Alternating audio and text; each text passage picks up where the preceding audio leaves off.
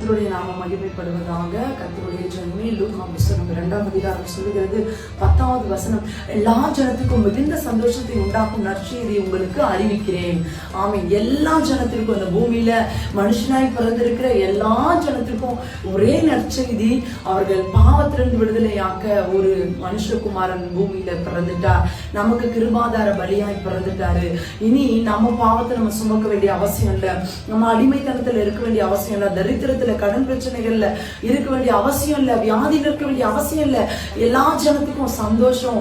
இன்னைக்கு பலவிதமான பிரச்சனைகள் இருக்கும். சமாதானம் இல்லை, கடன் பிரச்சனை, குடும்பத்துல பிரச்சனைகள், இன்னைக்கு படிப்பு வரல, இல்ல படிச்சா வேலை கிடைக்கல, ஏகப்பட்ட பிரச்சனைகள் இருக்கும். ஆனா இன்னைக்கு எல்லாருக்கும் ஒரே சொல்யூஷன், கிறிஸ்து உங்க உள்ளத்துல பிறக்கணும். இயேசு உங்க உள்ளத்துல பிறந்துட்டாருன்னா நீங்க யாருக்கும் எதுக்கும் எப்பயும் கவலைப்பட வேண்டிய அவசியம் இல்லை. உங்க எல்லா பாவத்திலிருந்து ரட்சித்து உங்களை ஆசீர்வதித்து உங்களை உயர்த்த அவர் உண்மை உள்ளவராக இருக்கிறார். ஏனென்றால் வேதம் சொல்லுகிறது, நம்முடைய வியாதிகளை, நம்முடைய தரித்திரங்களை எல்லாவற்றையும் அவர் சிலுவையில் ஆணி அடித்து போட்டார் என்று. எல்லாமே சிலுவையோடு முடிந்திருக்கு. அந்த பார சிலுவை எல்லாவற்றையும் செய்து முடிச்சிருச்சு. இன்னைக்கு ஆண்டவர் நமக்கு அது மூலமா ஒரு பெரிய சொல்யூஷனை கொடுத்துருக்காரு. என்னன்னா, இன்னைக்கு நம்ம எல்லாரும் சந்தோஷமா இருக்கலாம், பயப்பட வேண்டிய அவசியம் இல்லை. கர்த்தர் அதற்கு தான் இந்த பூமியில பிறந்தார். உங்க உள்ளத்துல இயேசு பிறக்கட்டும். இயேசு உங்களை ஆசீர்வதிப்பார். அவரை நம்புங்க, ஒரு நாள் அவர் உங்களை கைவிட மாட்டார்.